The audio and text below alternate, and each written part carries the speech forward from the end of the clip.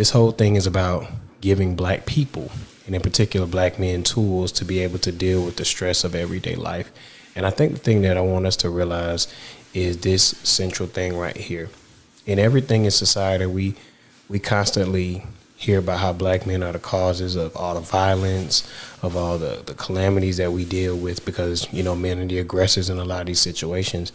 But very rarely do we have real conversations about how we help them deal with the conditions, how we help reinforce their self-esteem.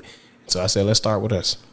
So it's titled for black men who need therapy, but it's for black people in general who need it. So to know why I'm doing it, I dealt with my own struggles and I wanted to give everybody else a blueprint to it with the hope that it would give them tools to get through it.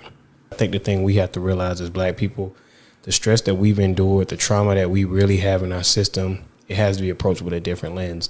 Like one of the concepts I'm going to be exploring briefly in the book is about how trauma, they did research that shows traumas can be passed down up to 14 generations. And as we're looking at science more, we're starting to find out that a lot of men are the carriers of trauma. Like our seeds carry the epigenetic trauma that's going to then affect us. And because we know that, we have to be aware.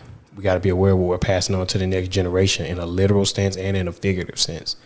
And so that's going to be some of the things that I'm going to be talking about, why our particular situation is different.